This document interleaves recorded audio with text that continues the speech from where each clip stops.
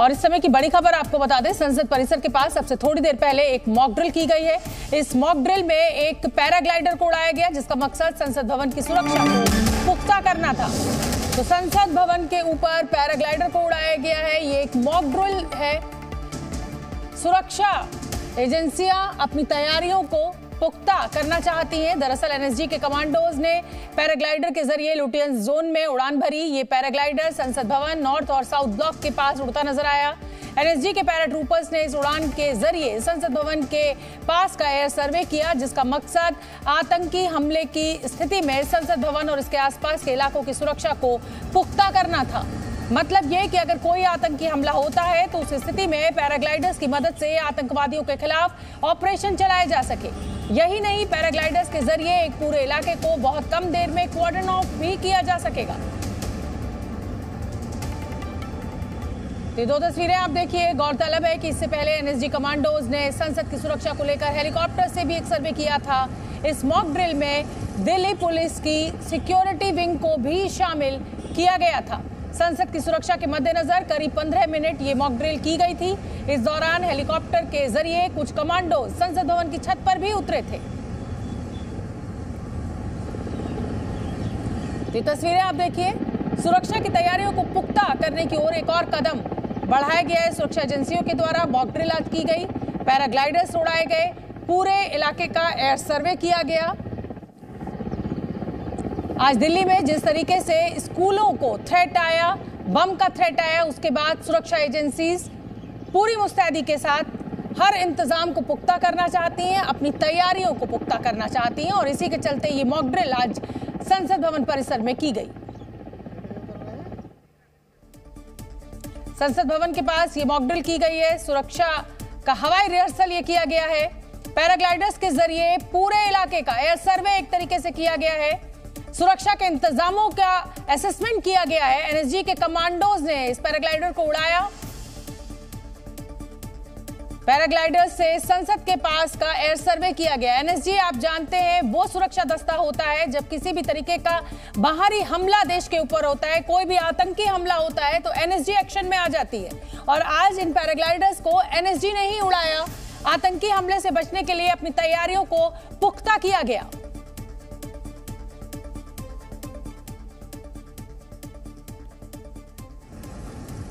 Delhi NCR के करीब 100 स्कूलों को बम से उड़ाने की धमकी सिर्फ धमकी निकली।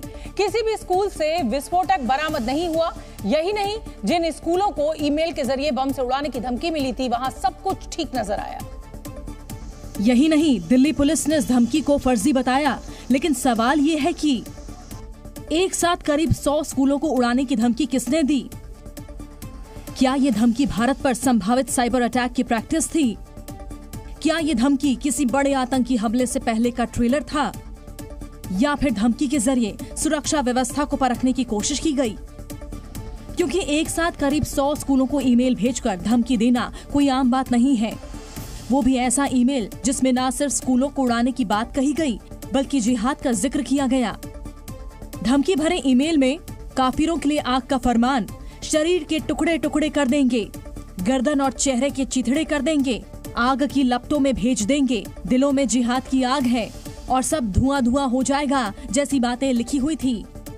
देखा जाए तो यही लग रहा है कि पहले तो उनका इरादा ये था कि अफरा तफरी फैले, उसके बाद अब आगे ये हो सकता है कि कोई न कोई इस प्रकार से प्लानिंग होगी रिलीजियस सांप्रदायिकता को भड़काने की वजह से भी ये किया जा सकता है। मतलब ये कि धमकी भले ही फर्जी हो लेकिन कोई है जिसकी नीयत अच्छी नहीं। तो सवाल यह है कि इस धमकी भरे ईमेल को भेजने वाला आखिर कौन है? वो कौन है जिसने ईमेल में ऐसे शब्दों का इस्तेमाल किया जो किसी आतंकी संगठन द्वारा किए जाते हैं? शक जताया जा रहा है कि इस ईमेल को विदेश से भेजा गया था। धमकी भरे ईमेल भेजने वाला कोई और नहीं बल्कि आतंकी संगठन ISIS हो सकता है। दरअसल जिस savarim@mail.ru से ईमेल भेजा गया, इस सवरिम शब्द का इस्तेमाल ISIS करता है। अरबी भाषा में इसे सलील अल सवरिम भी कहते हैं। सलील अल सवरिम एक तरह का मंत्र होता है जिसका इस्तेमाल साल 2014 से ISIS करता आ रहा है। ISIS सवरिम के जरिए प्रोपेगेंडा वीडियोस बनाता है। और इसमें बार बार रक्तपात और युद्ध का जिक्र आता है। चूँकि सबरिम का इस्तेमाल आतंक का साम्राज्य फैलाने के लिए किया जाने लगा, लिहाजा यूट्यूब, टिकटॉक और स्पॉटिफाई जैसे तमाम लोकप्रिय संगीत और वीडियो प्लेटफॉर्म से इसे हटा दिया गया। लिहाजा ऐसी आशंका जताई जा रही है कि दिल्ली एनसीआर के स्कूलों को बम से उड़ाने की धमकी आईएसआईएस ने दी होगी। हालांकि पुलिस और जांच एजेंसियां इस मामले की तफ्तीश में जुटी हुई हैं और उनका मकसद ये है कि किसी तरह ईमेल भेजने वाले का आईपी एड्रेस मिल जाए, क्योंकि आईपी एड्रेस मिलने के बाद ही पता लग पाएगा कि दिल्ली एनसीआर में सनसनी फैलाने के पीछे आखिर किसका हाथ था। तो अब तक की जांच में पता चला है कि स्कूलों को जो धमकी भरा ईमेल भेजा गया उसके तार विदेश से जुड़े हो सकते हैं, क्योंकि आईपी एड्रेस विदेश में मौजूद एक सर्वर का निकला। बहुत मुमकिन है कि ईमेल रूस से भेजा गया हो, क्योंकि इसकी भाषा रशियन से मिलती जुलती है। यही नहीं, साजिश के तहत जानबूझकर बुधवार का दिन और वक्त तय किया गया। इस मेल की शुरुआत आज सुबह 4 बजे से शुरू हुई और लगातार 9 बजे तक चलती रही और 9 बजे तक लगातार पुलिस और फायर विभाग के पास इस तरह के कॉल आते रहे। लिहाजा इस मामले की तह तक जाने के लिए इंटरपोल की मदद ली जा रही है। दिल्ली पुलिस ने अभी पता कर लिया है कि ये मेल्स कहां से आ रहे हैं, जांच चल रही है। मैं इतना ही सिर्फ कहना चाहूँगा कि जो कल्प्रिट्स हैं बख्शे नहीं जाएंगे, उनको बहुत सख्त सजा मिलेगी। सरकार और जांच एजेंसियां इस धमकी को हल्के में नहीं ले रही। पड़ताल की जा रही है किसके पीछे किसका हाथ है। भले ही आरोपी तक पहुंच पाना आसान न हो, लेकिन तफ्तीश से ये जरूर पता लग सकता है कि ये धमकी सिर्फ धमकी थी या फिर किसी बड़ी साजिश की दस्तक। क्योंकि धमकी भरे ईमेल मिलने के बाद दिल्ली एनसीआर में हड़कंप तो मच ही गया। स्कूलों के बाहर अफरा तफरी का आलम नजर आया। अभिभावकों से लेकर स्कूल और स्थानीय प्रशासन, सबका एक ही मकसद था, बच्चों की सुरक्षा को पुख्ता करना। इसलिए धमकी भरा ईमेल मिलते ही फायर ब्रिगेड, पुलिस की टीमें, बॉम्ब और डॉग स्क्वाड को तलाशी अभियान में लगा दिया गया। एक के बाद एक तमाम स्कूल परिसरों को खंगाला जाने लगा। इस वक्त हम नोएडा डीपीएस में मौजूद हैं और जैसे ही यहाँ पर बम की सूचना मिली उसके बाद आप देख सकते हैं कि जो बम निरोधक दस्ता है वो पूरे स्कूल परिसर का निरीक्षण कर रहा है। जो नोएडा पुलिस के आला अधिकारी हैं वो भी यहाँ पर पहुंचे हुए हैं। पुलिस के माथे पर बल पड़ गए तो वहीं स्कूल प्रशासन के भी होश फाख्ता हो गए। बच्चों की सुरक्षा को देखते हुए स्कूल प्रशासन ने बिना वक्त गंवाए अभिभावकों को सूचना दी और बच्चों को स्कूल से निकालकर घर रवाना किए जाने लगा। आप देखिए, जो बच्चे हैं उनको बसों में बिठा करके उनको घर भेजा जा रहा है, क्योंकि स्कूल की छुट्टी कर दी गई है और लगातार इसी तरह की जो तस्वीरें हैं वो देखने को मिल रही हैं। आप सुबह सुबह बच्चों को स्कूल छोड़कर दफ्तर जा रहे अभिभावकों के दिल की धड़कनें तेज हो गई और स्कूलों के बाहर अभिभावकों की भीड़ जमा हो गई, जिनमें से कईयों को इस बात का पहले ही पता लग चुका था कि अचानक उन्हें स्कूल क्यों बुलाया गया, जबकि कुछ अभिभावकों को स्कूल पहुंचने के बाद पता लगा कि पूरा मामला आखिर है क्या। लेकिन इस दौरान सबकी सांसें अटकी रही, सबका हलक सूखता रहा, सबको अपने अपने बच्चों की चिंता सताती रही।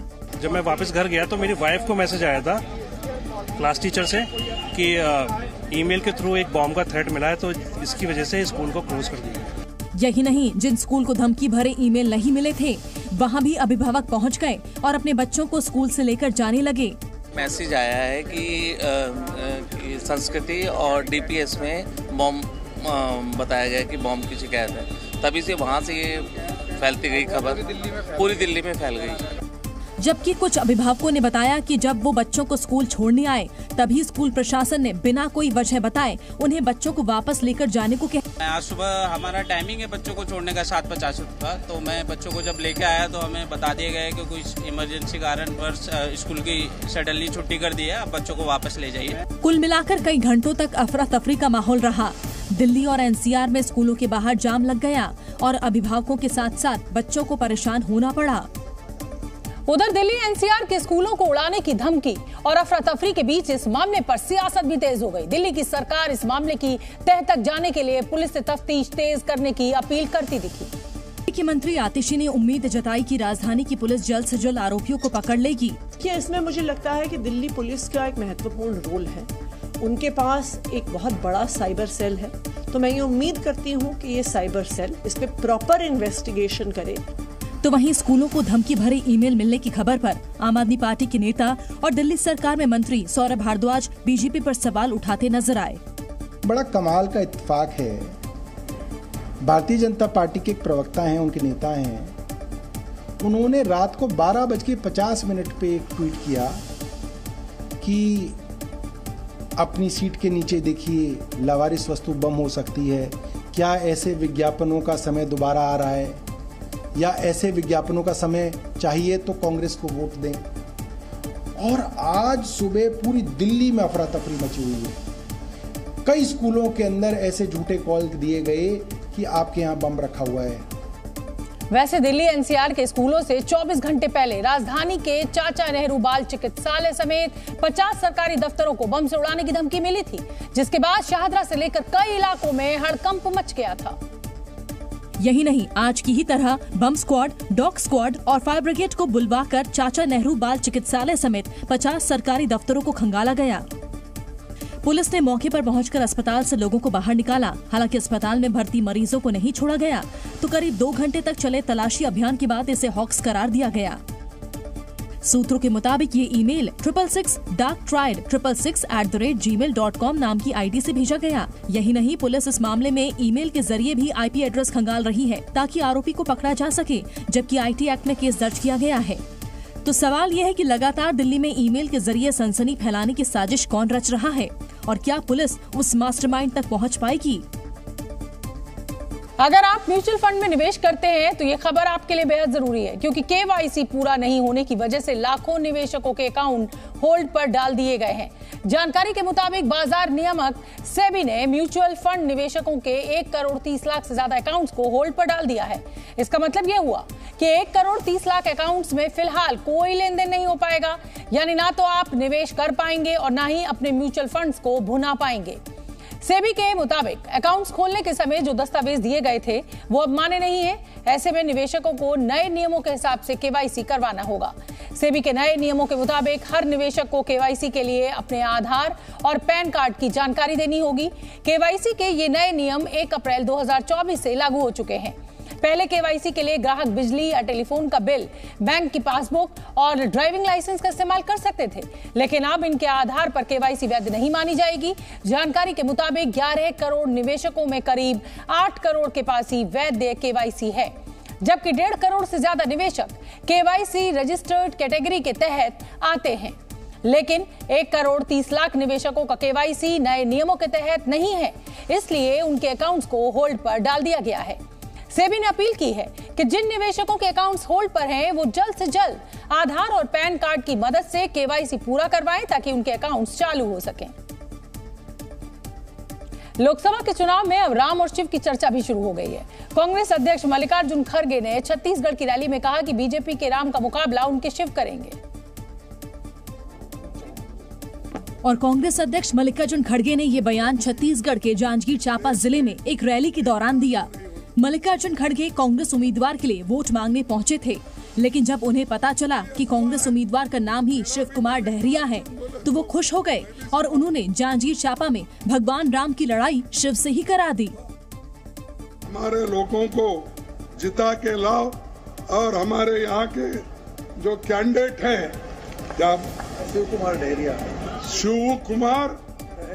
डहरिया, देखो इनका भी नाम शिव कुमार, अबे बराबर है, राम का मुकाबला कर सकता है।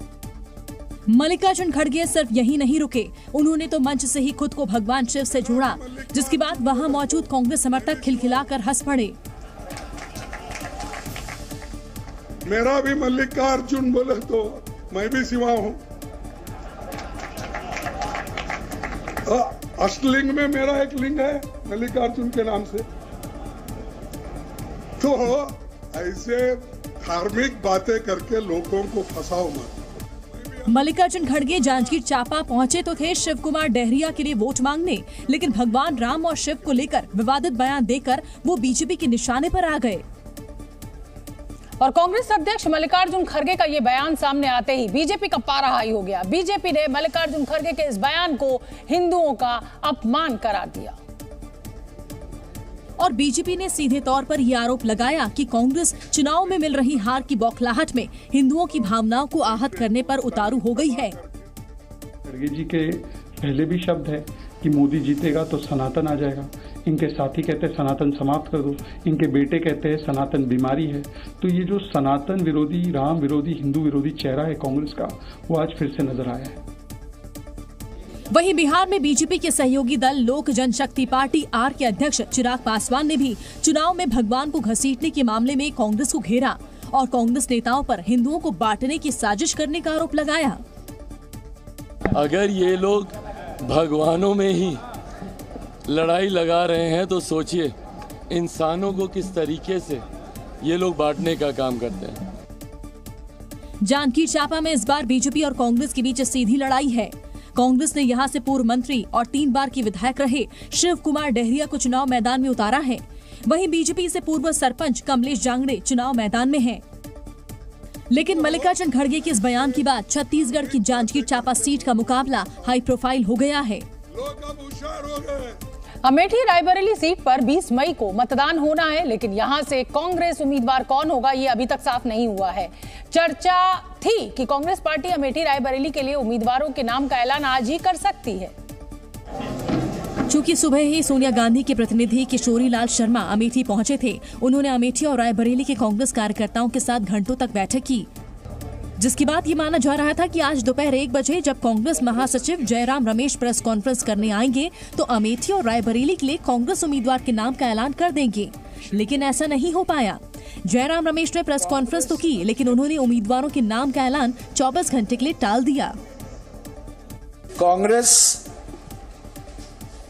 सेंट्रल इलेक्शन कमेटी ने कांग्रेस अध्यक्ष जी को पूरा अधिकार सौंपा है कि वो जल्द से जल्द अमेठी और रायबरेली के जो कांग्रेस पार्टी के उम्मीदवार हैं उसकी घोषणा करें। मेरा ये मानना है कि अगले 24 घंटे के अंदर कांग्रेस अध्यक्ष इसकी घोषणा करेंगे। पश्चिम बंगाल के दुर्गापुर में मुख्यमंत्री योगी आदित्यनाथ की रैली से लौट रहे बीजेपी कार्यकर्ताओं पर हमला हो गया।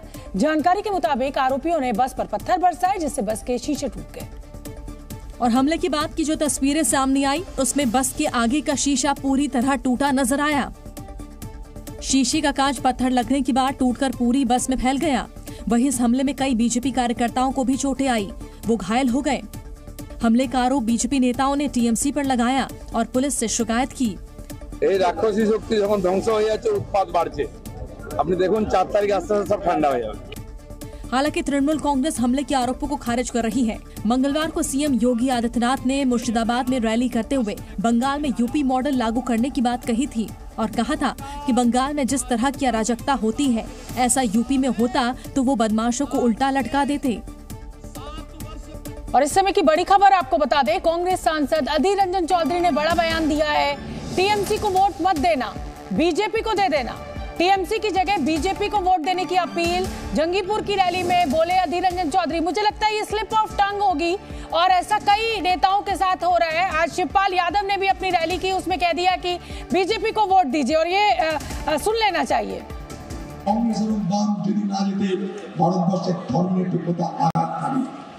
তৃণমূলকে ভোট দেওয়া মানে তার থেকে ভালো বিজেপিকে ভোট দিয়ে দিন। আপনারা তৃণমূলকে ভোট দেওয়া মানে তার থেকে অনেক ভালো বিজেপিকে ভোট দিয়ে দেওয়া। और अधीर रंजन चौधरी से सब परिचित है, इस तरीके के फ्लॉप शोज वो करते रहते हैं और आज उन्होंने कहा कि टीएमसी को वोट मत देना, बीजेपी को वोट दे देना। पूर्व प्रधानमंत्री एचडी देवेगौड़ा के बेटे एचडी रेवन्ना और उनके पोते प्रज्वल रेवन्ना की सेक्स स्कैंडल केस में मुश्किलें बढ़ गई हैं, क्योंकि इस मामले की जांच के लिए गठित एसआईटी ने दोनों आरोपियों को नोटिस भेज दिया है और 24 घंटे के अंदर पूछताछ के लिए पेश होने को कहा। प्रज्वल रेवन्ना पर कई महिलाओं के यौन उत्पीड़न का आरोप है। ये मामला तब सामने आया जब प्रज्वल रेवन्ना के घर काम करने वाली एक महिला ने इसकी शिकायत दर्ज कराई, जिसमें इस महिला ने प्रज्वल रेवन्ना पर यौन शोषण के आरोप लगाए। साथ ही इस महिला ने प्रज्वल के पिता एचडी रेवन्ना पर भी गंभीर आरोप लगाए। एचडी रेवन्ना पर गलत तरीके से छूने और अश्लील बातें करने का आरोप है। मामला तूल पकड़ने के बाद जांच के लिए कर्नाटक सरकार ने एसआईटी गठित कर दी। एसआईटी ने जांच के सिलसिले में दोनों आरोपियों को नोटिस भेजकर पूछताछ के लिए बुलाया। लेकिन खबर है कि एचडी रेवन्ना 4 मई को पूछताछ के लिए एसआईटी के सामने पेश होंगे, जबकि प्रज्वल रेवन्ना फिलहाल देश से बाहर हैं। कर्नाटक की हासन सीट से सांसद और इसी सीट से मौजूदा लोकसभा प्रत्याशी प्रज्वल रेवन्ना 26 अप्रैल को हुई वोटिंग के बाद विदेश चले गए थे, जिस पर सवाल भी खड़े किए गए। इस बीच प्रज्वल रेवन्ना को जेडीएस ने पार्टी से सस्पेंड भी कर दिया। कर्नाटक के हासन से सांसद प्रज्वल रेवन्ना का कथित सेक्स स्कैंडल में नाम आने के बाद से ही ये मामला गरमाया हुआ है। इस बीच सेक्स स्कैंडल में घिरे प्रज्वल रेवन्ना ने सोशल मीडिया के जरिए इस पर सफाई भी दी। उन्होंने सोशल मीडिया पर लिखा, चूंकि मैं पूछताछ में शामिल होने के लिए बेंगलुरु में नहीं हूं, इसलिए मैंने अपने वकील के माध्यम से सीआईडी बेंगलुरु को सूचित कर दिया है। जल्द ही सत्य की जीत होगी। कर्नाटक में सामने आया सेक्स स्कैंडल जेडीएस के लिए मुसीबत का सबब बन गया। वहीं इस मामले को लेकर सियासत भी गर्म है, क्योंकि कर्नाटक में जेडीएस और बीजेपी का गठबंधन है। इसलिए आईएनडीआईए गठबंधन में शामिल पार्टियां बीजेपी को घेरने में जुट गई। शिवसेना उद्धव गुट के नेता संजय राउत ने तो यहां तक आरोप लगा दिया कि प्रज्वल रेवन्ना को विदेश भागने में बीजेपी ने मदद की, जिस पर केंद्रीय मंत्री अनुराग ठाकुर ने पलटवार किया। अनुराग ठाकुर ने कर्नाटक की कांग्रेस सरकार पर सवाल उठाते हुए कहा कि जानकारी होने के बावजूद प्रज्वल रेवन्ना के खिलाफ कार्रवाई नहीं की गई। ये बीजेपी का चारित्र है, कैरेक्टर है। भाग गया, उसको भगाया, मालूम नहीं था मोदी जी को उसका इतिहास क्या है। ऐसे लोगों हमारे इतिहास खंगाल रहे हैं ना। देश में इस विषय की जानकारी थी तो प्रदेश की कांग्रेस की सरकार हाथ पे हाथ धर के क्यों बैठी? क्या मजबूरियां थी कि कांग्रेस ने कदम नहीं उठाए? कांग्रेस की सरकार एक बार फिर निकम्मी और निठल्ली नजर क्यों आई? क्यों सबूत होने के बावजूद अगर उनको लगता है तो कदम क्यों नहीं उठाए गए? कैसे उनको विदेश जाने दिया? और इस बीच कर्नाटक के मुख्यमंत्री सिद्धरमैया ने प्रधानमंत्री नरेंद्र मोदी को चिट्ठी लिखी और प्रज्वल रेवन्ना का डिप्लोमेटिक पासपोर्ट रद्द करने की अपील की। मुख्यमंत्री सिद्धरमैया ने पीएम मोदी को लिखी चिट्ठी में गुजारिश की है कि वो केंद्रीय विदेश मंत्रालय और गृह मंत्रालय को प्रज्वल रेवन्ना का डिप्लोमेटिक पासपोर्ट रद्द करने के निर्देश दें। इसके साथ ही ये भी सुनिश्चित कराएं कि उन्हें उक्त मामले में कानून का सामना करना पड़े। उन्होंने अपनी चिट्ठी में लिखा कि प्रज्वल पर जो भी आरोप लगे हैं वो भयानक और काफी शर्मनाक हैं। इस मामले में फिलहाल एसआईटी की जांच जारी है। प्रज्वल रेवन्ना पर गृह मंत्री अमित शाह ने बड़ा बयान दिया है। उन्होंने कहा कि प्रज्वल रेवन्ना के विदेश भाग जाने के लिए कर्नाटक की कांग्रेस सरकार जिम्मेदार है। कर्नाटक में सरकार किनकी है? कांग्रेस पार्टी के लॉ एंड ऑर्डर की जिम्मेदारी उनकी है। कई महीनों से उनको मालूम था, मगर जब तक वोकल लीग का वोटिंग समाप्त नहीं हुआ, इन्होंने इनको नहीं पकड़ा। बीते कुछ महीनों से सोने के दाम आसमान छू रहे हैं, लेकिन आप ये जानकर हैरान हो जाएंगे कि कीमतें बढ़ने के बावजूद भारत में सोने की बिक्री बढ़ रही है। वर्ल्ड गोल्ड काउंसिल की एक रिपोर्ट के मुताबिक इस साल जनवरी से मार्च की तिमाही में भारत में सोने के गहनों की बिक्री में 4% की तेजी दर्ज की गई है। इस साल जनवरी से मार्च के दौरान 95.5 टन सोने के गहने बिके हैं, जबकि 2023 में इस दौरान करीब 92 टन सोने के गहने बिके थे। हालांकि भारत के उलट दुनिया में सोने के गहनों की डिमांड पहली तिमाही में 2% घटी है। सोना खरीदने की होड़ में सिर्फ भारतीय ही नहीं बल्कि भारतीय रिजर्व बैंक भी आगे है। आरबीआई ने इस साल जनवरी से मार्च के बीच 19 टन सोना खरीदा, जबकि 2023 में पूरे साल में रिजर्व बैंक ने 16 टन सोना खरीदा था। देश में 3 महीनों में गोल्ड डिमांड 8% से बढ़कर 136.6 टन रही। सिर्फ भारत ही नहीं, पड़ोसी देश चीन में भी सोने की डिमांड दिन पर दिन बढ़ रही है। चीन का central bank People's Bank of China लगातार 17 महीने से सोना खरीद रहा है। जनवरी से मार्च के बीच पीपल्स बैंक ऑफ चाइना ने 27 टन सोना खरीदा है, जिसके बाद बैंक का स्वर्ण भंडार 16% बढ़कर 2262 टन तक पहुंच गया है। अब सवाल यह है कि महंगा होने के बावजूद सोने की खरीद आखिर क्यों बढ़ रही है? अगर एक्सपर्ट्स की माने तो दुनिया के कई हिस्सों में युद्ध चल रहा है और युद्ध बढ़ा तो सोने के दाम और बढ़ेंगे। साथ ही दुनिया के कई देशों में आर्थिक मंदी की आहट है। अगर ऐसा हुआ तब भी सोना निवेश के तौर पर बेहतर रिटर्न देगा। भारत की अगर हम बात करें तो सोने का बढ़ता भंडार रुपए को डॉलर के मुकाबले मजबूती देने में मदद कर सकता है। कंगाली के कगार पर खड़ा पाकिस्तान दाने दाने के लिए मोहताज हो चुका है। हालात इतने खराब हो गए हैं कि अब पाकिस्तान में शादियों में 1 डिश नियम लागू कर दिया गया है। मतलब अगर खाने में एक डिश से ज्यादा बनी तो खैर नहीं। और इसकी शुरुआत पाकिस्तान के पंजाब प्रांत से हुई। पंजाब प्रांत की मुख्यमंत्री मरियम नवाज ने शादियों और दावते वलीमा में वन डिश नियम को सख्ती से लागू करने का आदेश दिया है। इस नियम के मुताबिक शादियों में लोगों को सिर्फ एक डिश ही परोसने की अनुमति होगी, जिसमें एक सब्जी, चावल, रोटी, सलाद, कोल्ड ड्रिंक और एक स्वीट डिश शामिल है। पंजाब में रहने वाले हर नागरिक को इस कानून का सख्ती से पालन करना होगा और कानून तोड़ने वालों पर भारी जुर्माना लगाया जाएगा। पंजाब में ये कानून कई साल पहले भी लागू किया गया था, लेकिन उसके बाद भी लोग इसका पालन नहीं करते थे और शादी या दूसरे समारोह में खाने खिलाने पर जमकर पैसे खर्च करते थे। अब सरकारी अधिकारी शादियों के दौरान छापेमारी कर रहे हैं और कानून तोड़ने वालों पर फाइन भी लगाया जा रहा है। लेकिन बीते कुछ समय से पाकिस्तान की आर्थिक हालत बिगड़ती जा रही है। आलम यह है कि पाकिस्तान के हुक्मरान कभी IMF तो कभी वर्ल्ड बैंक और कभी खाड़ी देशों के आगे कर्ज का कटोरा लेकर पहुंच रहे हैं।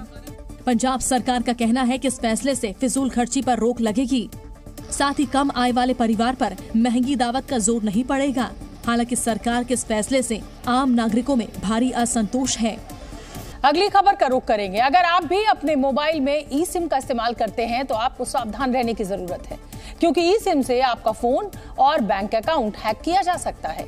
रूसी साइबर सिक्योरिटी फर्म FACCT के मुताबिक हैकर्स मोबाइल में लगे ई सिम के जरिए लोगों के फोन नंबर्स हैक कर रहे हैं। हैकर्स की नजर ई सिम हैकिंग के जरिए लोगों के फोन और बैंक अकाउंट्स पर भी है। रिपोर्ट के मुताबिक हैकर्स ने अब तक 100 से ज्यादा लोगों के ई सिम को पोर्ट करने की कोशिश की है। हैकिंग की आशंका को देखते हुए FACCT ने ई सिम यूजर्स को अपने फोन की सिक्योरिटी पुख्ता रखने के लिए कहा है। साथ ही ई सिम का पासवर्ड भी जटिल रखने की सलाह दी गई है ताकि उसे आसानी से हैक ना किया जा सके। ई सिम एक सॉफ्टवेयर आधारित सिम कार्ड होता है जिसे QR कोड स्कैन करके फोन में इंस्टॉल किया जाता है। फिलहाल प्रीमियम फोन में ही ई सिम की सुविधा मिल रही है। टेस्ला कंपनी के CEO एलॉन मस्क अपने फैसलों से अक्सर चौंकाते रहते हैं और ऐसा ही एक चौंकाने वाला फैसला उन्होंने मंगलवार यानी कल लिया है।